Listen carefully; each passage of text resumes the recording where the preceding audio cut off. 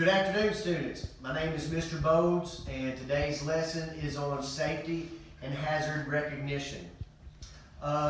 During this session, the objectives for this lesson is you should be able to describe the importance of safety, the causes of workplace incidents and accidents, and the process of hazard recognition and control.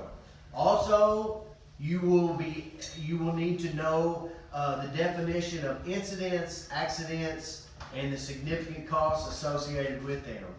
Identify the common causes of incidents and their related consequences. The first thing I wanted to speak about today is the Fatal Four. The Fatal Four is four different categories that make up a lot of the accidents and the incidents that happened and that is recorded within OSHA. You can see electrical is 8.1%, caught in is 1.6%, struck by is 9.8%, and falls, which makes up the biggest one, is 34.6%. And that was actually taken from a survey in 2013. Now, in 2017, out of 4,674 worker fatalities in private industry in calendar year 2017, 971 or 20.7% were in construction. That means 1 in 5 worker deaths last year or in 2017 were in construction. Eliminating the Fatal Four would save 582 workers' lives in America every year. So you see how big these categories are and the effect that they have with safety. The hidden costs of accidents. One is lost time from work by injured employee. Another one is loss in earning power, economic loss to injured workers' families, lost time by fellow employees, lost time by supervision, cost of training a new worker, damage to tools and equipment and other property. I just want to go over a few of these in that bullet. The first one is lost time by fellow employees. The safer you are and the more attentive to your job, the safer you will be. But that will also keep you working. Nobody likes to miss a paycheck. So what this does is whenever you get hurt or you are involved in an incident or an accident at work, then what that does is you have a lost time for accident. And also is the other one that I want to talk about for just a second is cost of training a new worker. Every time you get hurt on the job and you have to miss work or a lost time accident, somebody has to take your place. It costs the company money to have to train somebody else new whenever you are hurt. So these are some of the hidden costs of accidents. The importance of safety is injury, death, corporate financial loss, property damage, worker productivity increases, the service or quality of the product improves, corporate reputation and public relations improve. So the safer a company is, then worker productivity will go up. All right, and you think about morale. If a lot of people are getting hurt on the job, morale begins to go down with everybody else, and it's just common sense. The better a company is, the safer they are, then the better the morale is going to be. People are going to want to work there. All right. Hazard and recognition control. The breakdown of the 4 steps of a job safety analysis, or a JSA, is one is you need to choose a job to analyze, beginning with a job that has a high incident or accident rate. If there is a job in a factory and a lot of people are getting hurt, guess what? It's because of a reason. There's something going on there that is unsafe that we need to look at. And so That's where this job safety analysis comes in. That's the first step. Second step is to break down the job into specific tasks. When you break a job down, then what you are doing is you are looking at every step it takes to do this job. Determine hazard present in the steps. So whenever every step that you look at, if there is a hazard, somebody could get hurt, somebody could get a pinch point, get pinched, or just anything that is a hazard you want to try to eliminate. So these you have to determine what they are. And then the last one is to identify potential preventive steps that eliminate the hazards during the process. So the whole idea of a job safety analysis is to improve the quality of work and to ensure safety. So that's part of the job safety analysis. Next is incidents and accidents. An incident, in the context of occupational health and safety, is an unintended event that disturbs normal operations. OSHA defines an incident as an unplanned, undesired event that adversely affects completion of a task. Incidents range in severity from near misses to fatal accidents. All right? And an accident is an unplanned, unforeseen, and unexpected event that has a negative effect on all activities of the individual who is involved in the accident. An accident can result in death, injury, disease, or infection, loss of property, damage to environment, or combination thereof. Accidents can come with business consequences as well, such as compensation costs, loss of productivity, and a decrease in employee morale, which we spoke of a few minutes ago.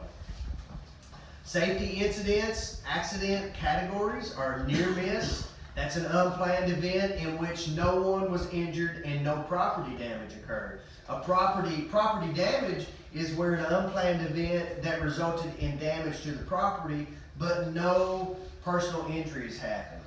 In other words, maybe an accident happened and a piece of machinery was affected, but nobody got hurt. That's property damage. Minor injuries is personnel received minor injuries but returned to work on their next scheduled work shift. Serious or disabling injuries is personnel received injuries that resulted in temporary or permanent disability. And then the last, of course, but not least, is fatalities. Fatality is something that we don't ever want to think about on the job. That's when deaths resulting from an unplanned incident. Causes of incidents, all right? Failure to communicate. Everybody look at that picture. Can you guess what might happen in this picture? There is a track hoe that is loading a large dump truck, all right? And there is a small pickup sitting right next to it. What's likely probably going to happen is, I hope nobody is in that truck. Because if they pick up a large rock, that bucket, you could fit the truck inside that bucket of that digger. So this is something pretty bad. At-risk work habits. At-risk work habits is a bad habit that you get into that could cause some injury to someone, all right? Alcohol or drug abuse. Folks, this is reality. But guess what? In a job setting, we all are on the same team, all right? We look out for one another. And if something is happening with a coworker, and you feel that maybe you can go and ask if there's anything they can do, they need to be talked to, all right? Everything needs to be repaired because we don't want somebody unsafe on the job, all right? Lack of skill. If you don't know how to do a job right, more than likely, somebody is going to get hurt. Intentional acts, that's horseplay. We have a zero tolerance out here in the shop for horseplay. Horseplay will get people hurt.